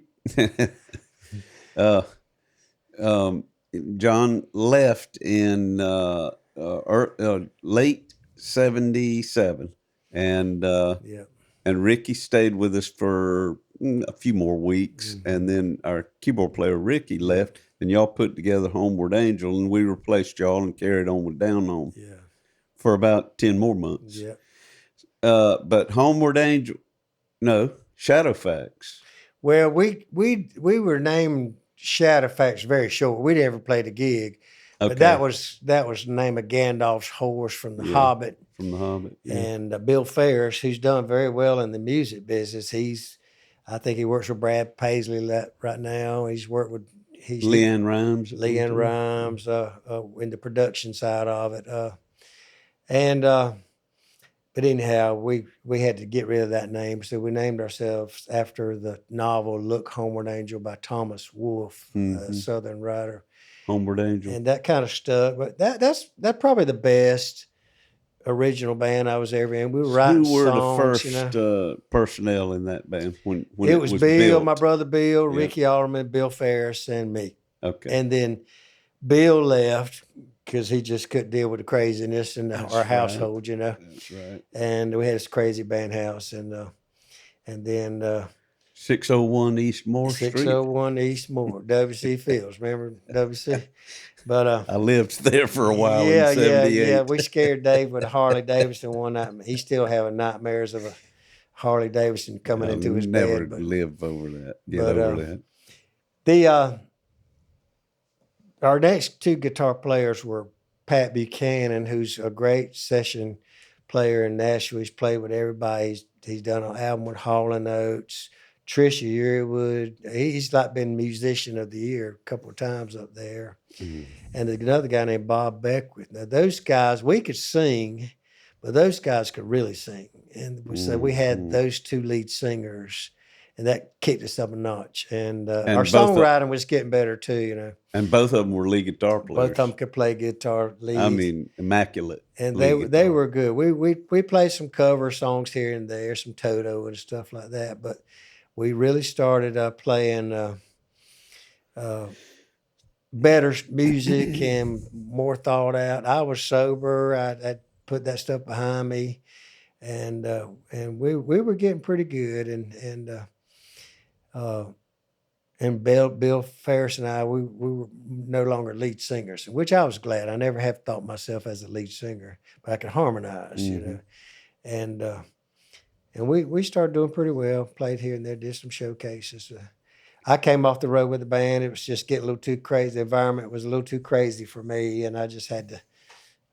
I thought I was fixing to, you know, to start going down the wrong path again. But you know. Came back to Waycross, got married, got a regular job. Then you and I started Down Home again, or that's right. The Keepers, and me, you, and Joe, and then Napoleon, then we started Wayne. Down Home again in about 82, and ran that for a couple of years, and then in 85 we started the Keepers. And covered nothing but 60s songs. Our idols. It was real popular then. It was. Kind of, you have Every what 25 happens- years. Yeah, every 20 or 25 years, you have these folks that graduate, Yeah. and then 20 years, they've got good jobs and they can throw parties, invite all their friends, and rent nice places, and they want what they listen to in high school. But I think I right? read somewhere that every 20 or 25 years, something becomes a classic. Right. Comes in vogue again. Whatever happened 25 years earlier is now classic. Right. So, and they were playing a lot of that on classic rock at the time, 60s. But we were one of the first around here doing that. To do that, yeah. And we had so much fun in that band. We did. That band, though, although you left in that group, and I didn't stay long either. It started in 85, and I left in 89. You left before that. We replaced you with Gary Brown, who was another good local musician from, I thought I'd turn that later off. on, y'all hired Rita McDaniel to sing. Yeah. And she's a great I think singer. she came on board after I left. Yep. And then later on, after that, but Dave, they carried on for like they played 17 years or Yeah, so. they were a long range band. Mm-hmm. Then you and I, Dave and I, and my brother Bill, we started a Southern Heritage band. We were singing old music from the Civil War era. My daddy kind of put that band together. We did songs that were popular back then. 1800s folk songs. Yeah, and we were kind of like an Americana band, and started writing songs and selling CDs, and that had a good little run with that too. Well, those were very some popular. Those were some of our best original songs. You can listen to them on Reverb Nation. That started in the early 90s, about the same time that I hooked up with Billy Ray Herod. Yeah. And we started getting some songs published with Bill Lowry, the Lowry Group. Yeah. And that Billy Ray opened up the door for all of us around here. And then you and Bill got 4 songs published with them. And today, all of our songs sits in a publishing company in California called the Bicycle Music Group. Do they? I was wondering where those songs were. I knew Sony Music bought them out. When Lowry died, his children sold the catalog to Sony in Nashville, and they set up there not doing a damn thing. Are our contracts even any? Are they still? I'm have pretty they run sure out? the songs belong to us. Yeah. I couldn't swear to it though. I had a song I think I there wrote. might be a 25-year thing in that too. I had a song I wrote called "Sweet Tooth." It's kind of bubblegummy, and I played it at the Pierce County High School talent show. They wanted me to do something, so I was singing "Sweet Tooth." Got a sweet tooth, baby, and I want to bite into you. Got a sweet tooth, mama, nothing but your sugar will do. But my first lyrics were kind of, a little vulgar. And Mr. Lowry said, can you tone this down a little bit? I don't know if we'd play that on the radio. So I changed some of the wording where it wasn't quite so vulgar and got it where it's acceptable. And he published it. And I remember my wife called me up at Pierce County. She said, your song got published by Mr. Lowry. And I was like, yay. And I was always grateful to Dave and Billy Ray for opening that door for me. And then we got 3 more published. Yeah. But, David hadn't made us one dime. No, that's what I'm saying. In fact, we've only spent money trying to make them, but that's okay. Maybe somebody, but I still have kids nowadays from Pierce County. They said, Mr. Smith, you still got that sweet tooth? I said, yeah, I still got it. But they remember the song, but it's kind of, it's nothing real deeper. That's for sure. But well, after the Rebel Airs, okay, I remember we were coming home from a gig, and it was, by this time it was around 2002 or so, and the gigs were becoming less and less frequent for the Southern Heritage Group that we were in, and we were all coming into Waycross that day, driving my van from a gig, and we looked around at each other and we said, well, doggone, everybody in this band has played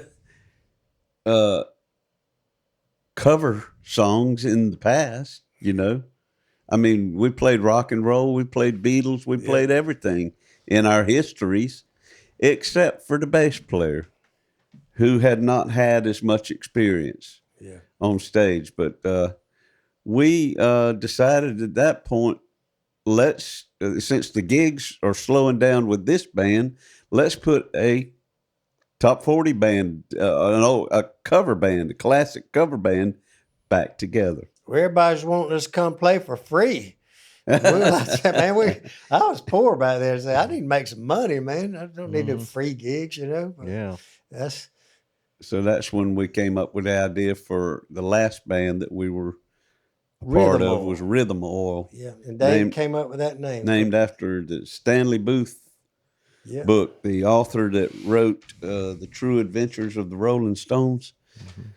Stanley, you know who I'm talking about. Stanley Booth, folks, look him up. He was one of the great writers. That was a long run, though. Rhythm Oil. God, almost 20 years or something? I don't know. It's a long run. It was almost 20 years. I think we decided to disband about 4 years ago.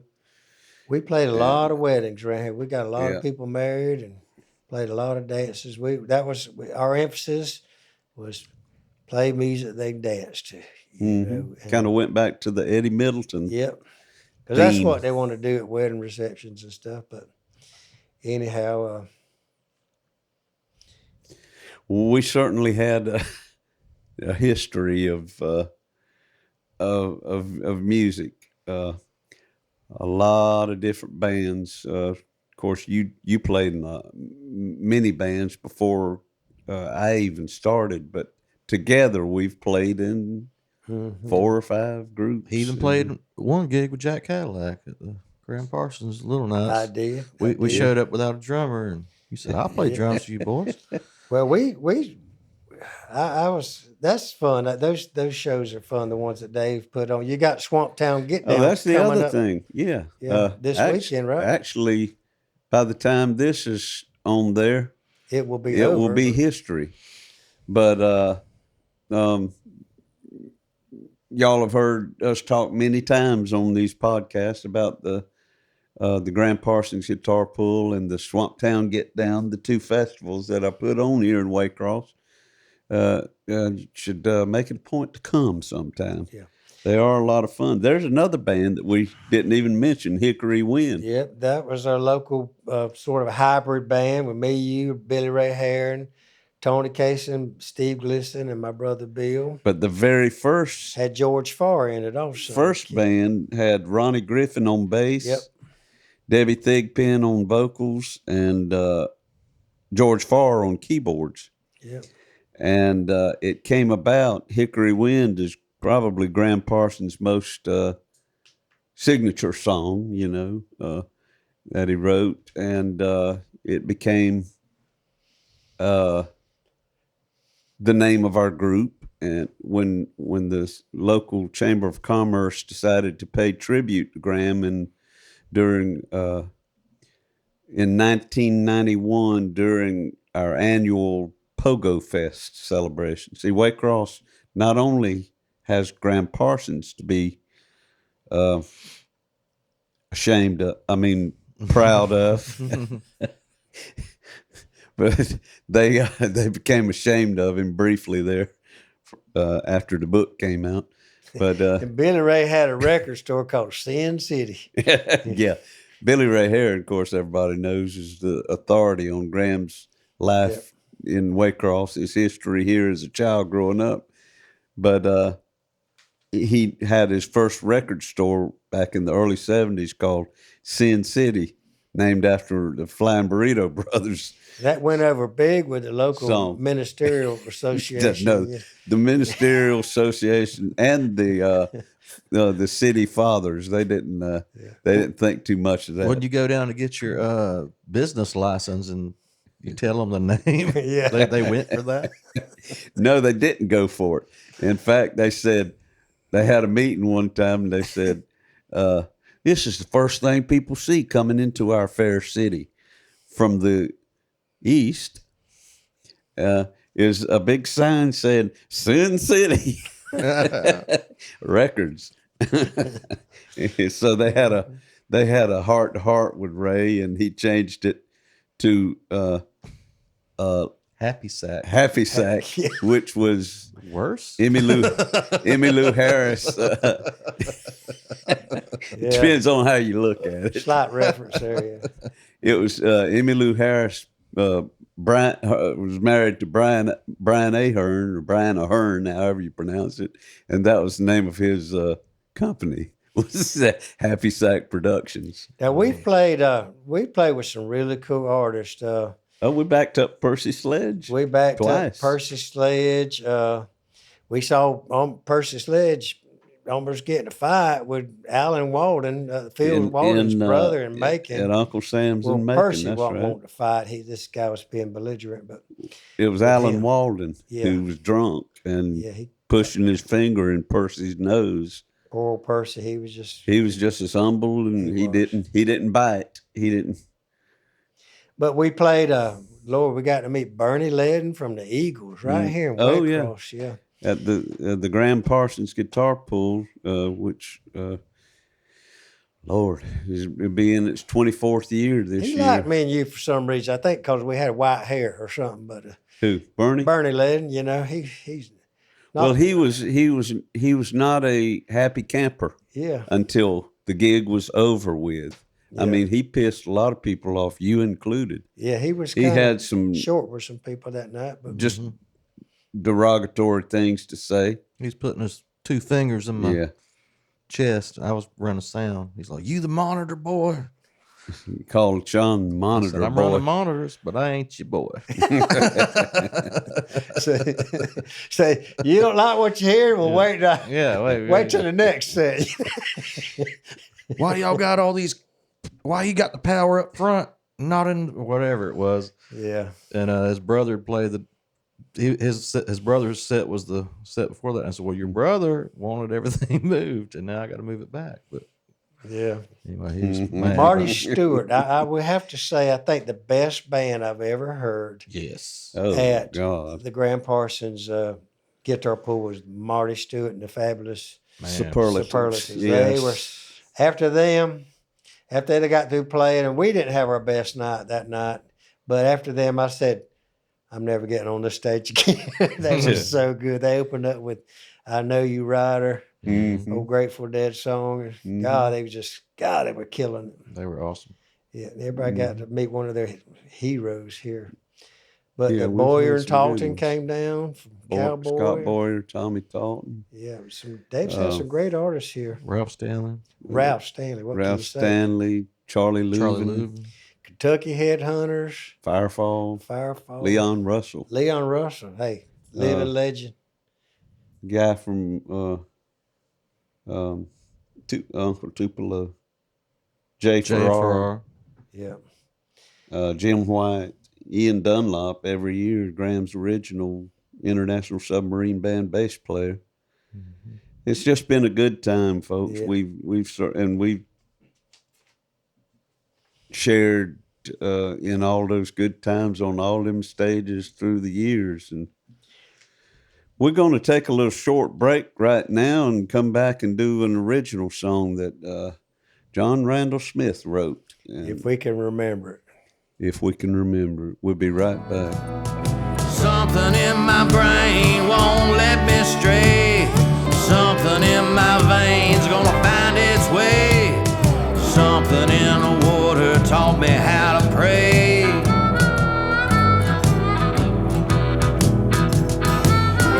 When that cold black water finds its way into your veins, you'll never be the same.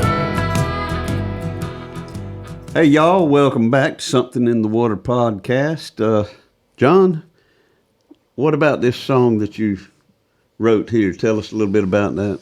Well, this song came off our third album from the Rebel Airs, and it basically describes all the reasons why we like the South, and just about anybody who comes down here, why they fall in love with Southern hospitality and all that kind of stuff. It was written in a very short amount of time. It's almost like I just needed to write it out there. But these are all the reasons why I love our homeland and why I hope y'all may love it too. It's called Dixieland. All right.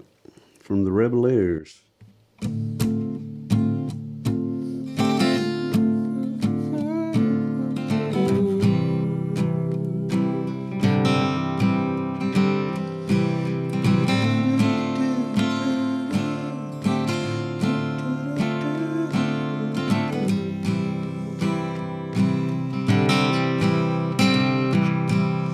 I love my home in Georgia.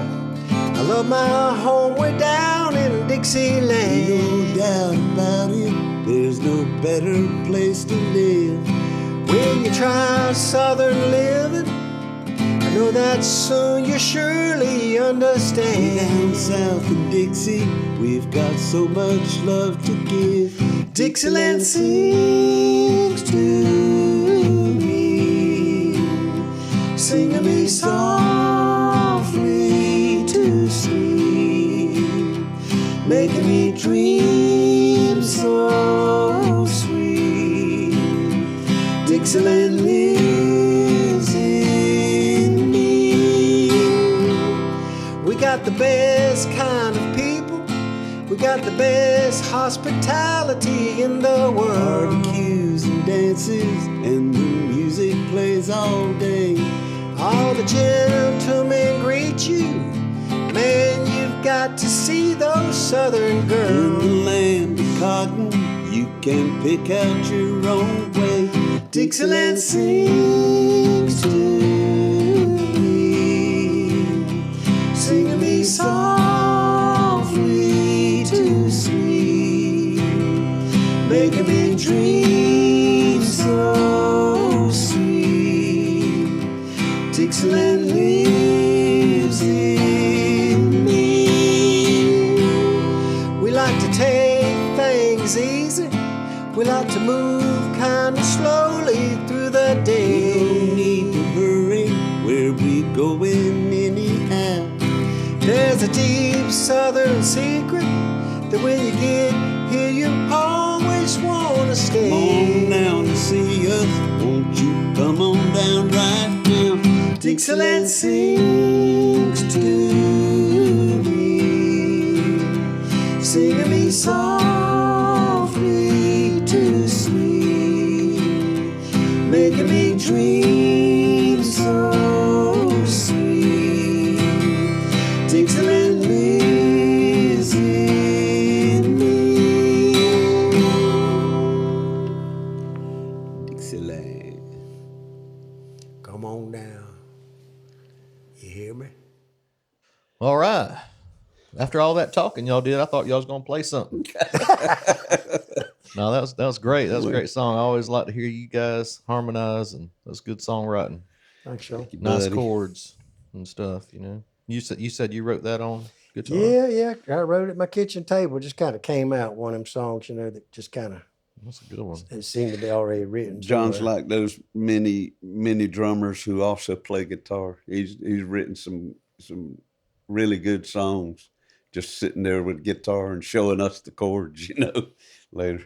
Showing us, all of us, the guitar players, the drummer is showing us the chords too. But I can't name them, though. I just, Yeah, but that's the beauty of it, not knowing it. You're able to just hear something that sounds good, and it's like, damn, where'd you get that chord from?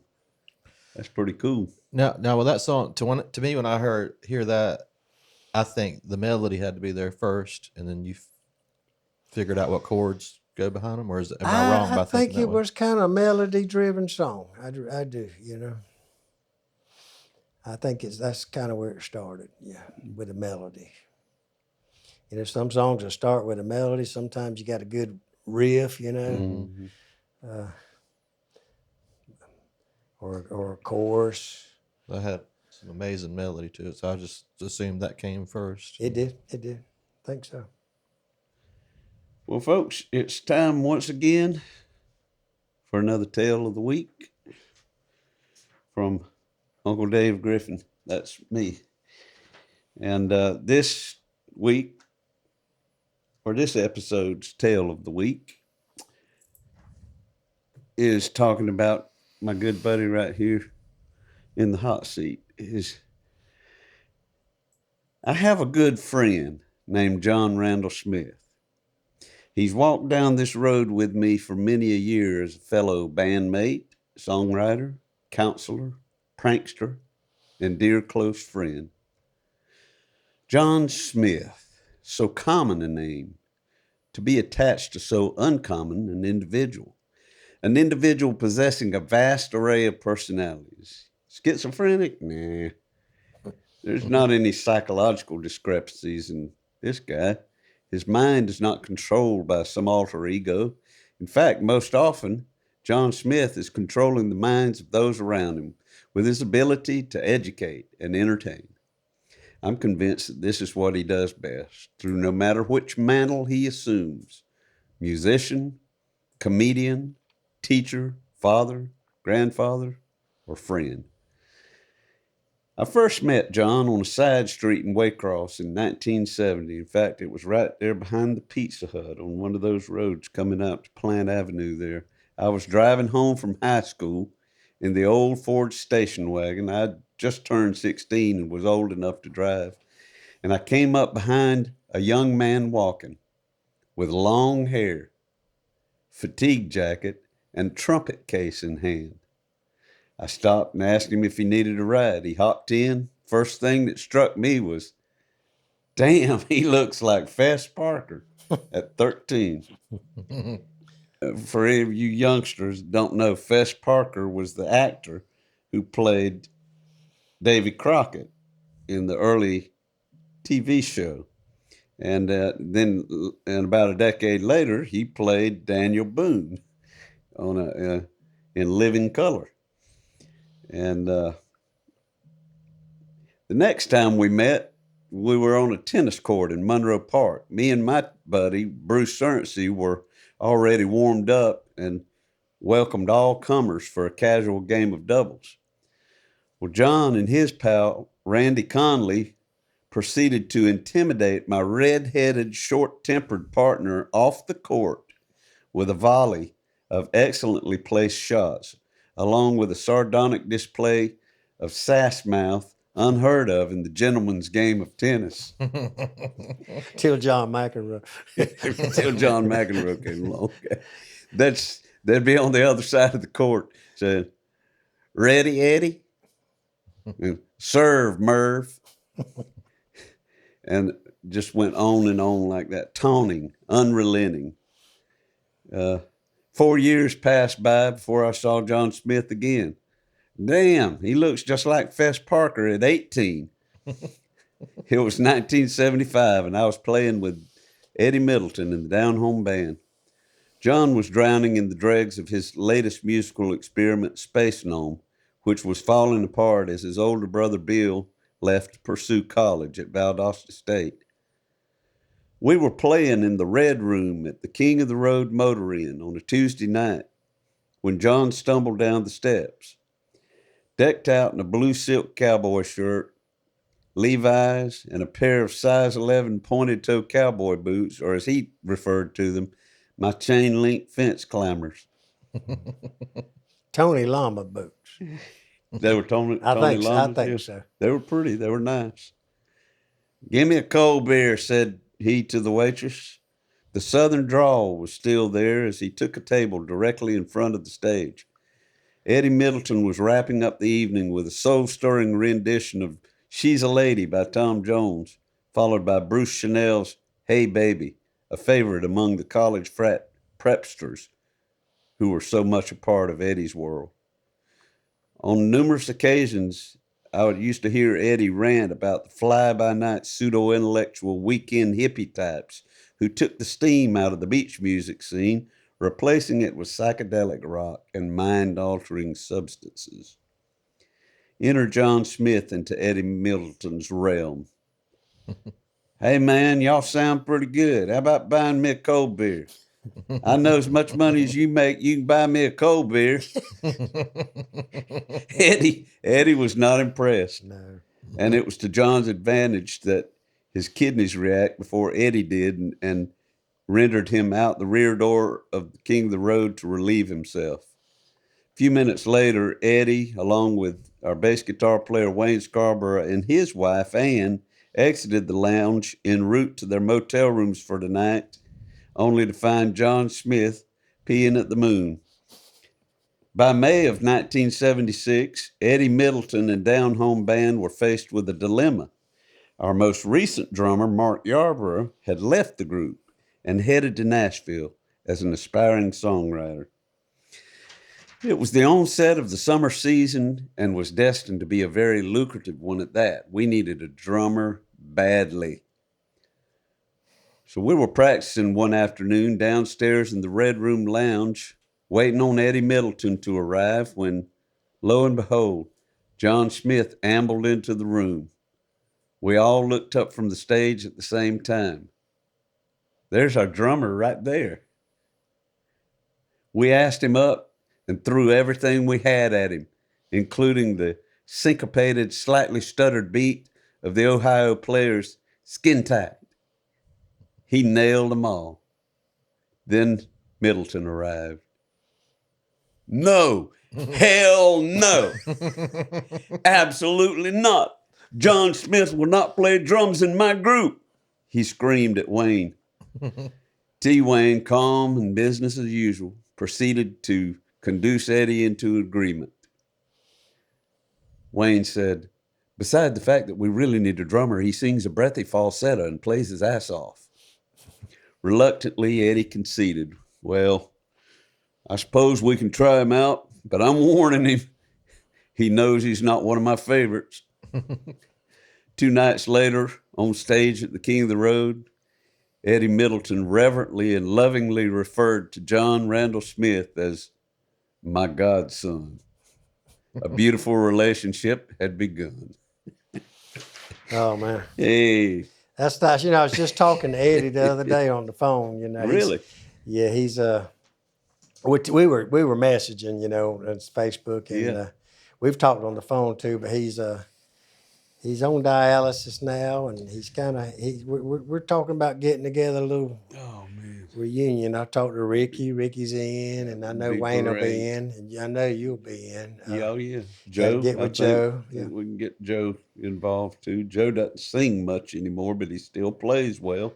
Well, we just. I know we're not going to, but I think it would be something that we would be sad if we didn't. I'm we'll bring my sit down guitar. and sing a song. I'm gonna bring my guitar with us to that. Yeah, sing and my box guitar, and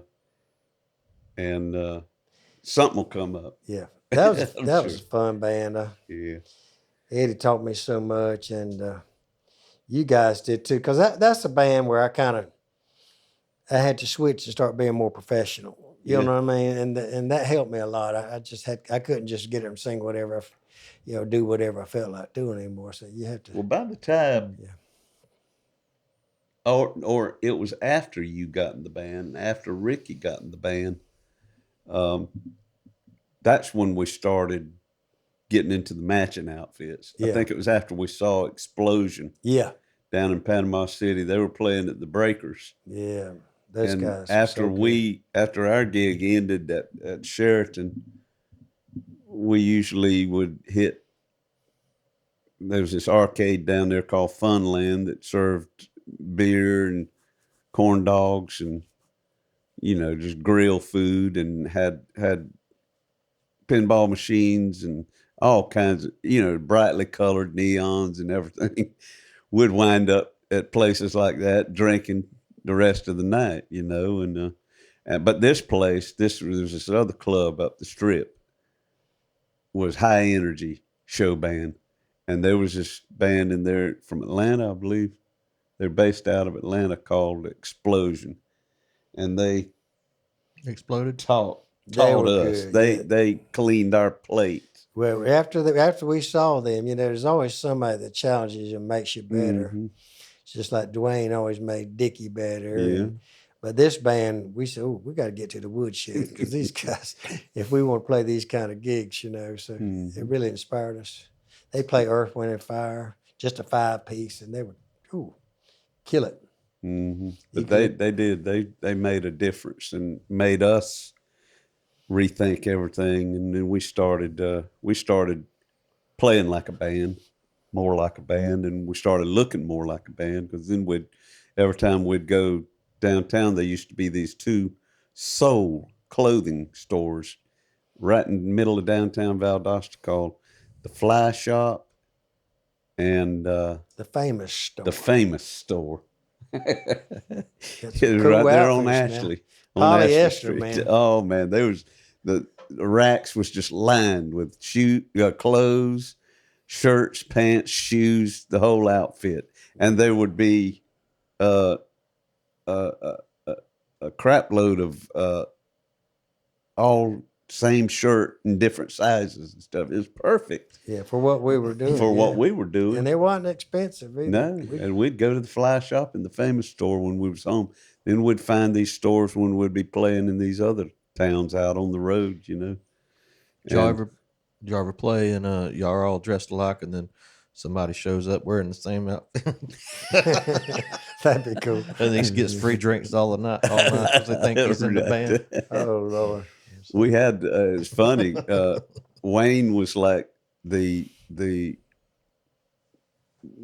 manager of the group. The coordinator. You know, he would. And of course, he was a good 6 years older than me and Joe, and 8 years older than you, and about 9 years older than Ricky. He did a great job too. He did. Had a certain kind of maturity about him that we were working on, but He was good on stage, on the mic too, as far as talking to the people, but there wasn't nobody like Eddie. Eddie was just like, I mean, amazing, you know. We could just stand in his shadow and not say a word, and everybody would love us, you know. yeah. And he'd do all of the work. We'd go show up in Little Rock, Arkansas, where we didn't know a soul, opening night, you know, and it's like, boom, 8 o'clock, 9 o'clock, whatever. The lights come on, and there's all these people out there, and they're looking at us, and Eddie's the man, you know. He just, good evening, ladies and gentlemen, and well, you know, he just 30 seconds he'd have them eaten out of the palm of his hand. It was great. But Wayne used to call us in the afternoons. We'd be in the room, you know. And he'd call up and he'd say, jungle suit. We had names for our outfits. The jungle suit, pinstripes, peach, overalls, stripes. Did anybody show up wearing the wrong one? No, we kind of knew what they meant, you know, but you know. Now Ricky, our keyboard player, Ricky Alderman, hated the overalls. These overalls were tight in the crotch. I mean, and they just push up real tight when you strapped in them. And he'd be, oh man, I don't want to wear them damn over. Because it hurt him. Oh Lord. Hey. Yeah, we had some great times. Well, folks, we hope that y'all have enjoyed this episode. We thank you, John, for sharing a lot of a history and that kind of happened to me too. I've enjoyed walking back, but I've also enjoyed hearing about your personal history before we started playing together, and I'm sure everybody out there enjoyed this as well. Y'all could do another round of this. Y'all have so many stories. We got a lot of stories. Yeah, I'd love to do is, if we are ever fortunate enough to have that down home reunion, is try to pile some of them or all of them into here. That would be too good. That would be too good. If we could figure that out, oh Lord God. I had fun in a lot of bands, but that down home with Eddie Middleton, I had the most fun with that band. Kind of at the end of that band, I kind of was crashing and burning, but I had the most fun with that band. Nobody had to tell us how to have fun. Mm-hmm. We didn't have cell phones, internet, nothing. We just get in that van, pop a CD in there. Well, we didn't have CDs. Pop a cassette in there and But yeah, I appreciate you Man. having me. And you know, I still love my music. Got me a nice set of Ludwig drums, and I sit there and play at the house mostly. And every now and then somebody will call me up to play. But you know, a friend of mine, you know, I always wanted to be a rock and roll star, you know, and I never became one. And that was kind of a letdown to me, you know. I struggled with that, and I knew that forces were guiding me toward working with young people. I didn't find out till I started doing that for a while. But old Johnny Davis, he said, you know, my definition of success in music is if you play music and it makes people happy, that's a success. Mm-hmm. You know, I ain't getting rich with the money or anything, but I think musicians, if they have that as their greater goal, instead of about look at me, if they say, hey, I'm playing a beat that's making them people move. Mm-hmm. I'm playing a song, whether the great songs you two write, y'all are the best around here.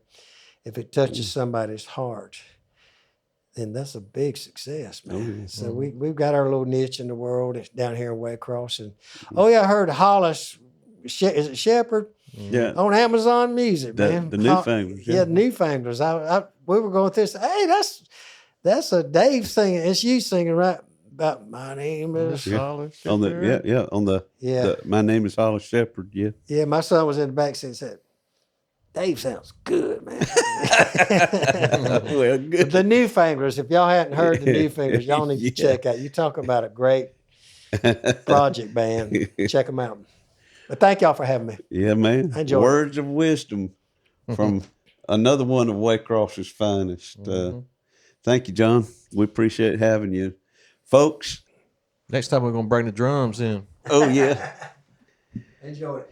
And thank y'all for watching again. Please be sure to rate and review, subscribe, like, all those bells and whistles, and send us an email at our new email address, somethinginthewaterpodcast @gmail.com. Yes, sir. See you next time. When the cold black water finds its way across through your veins, it just might seal your fate.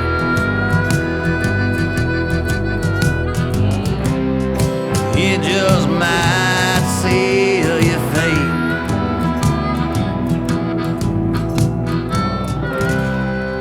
It just might.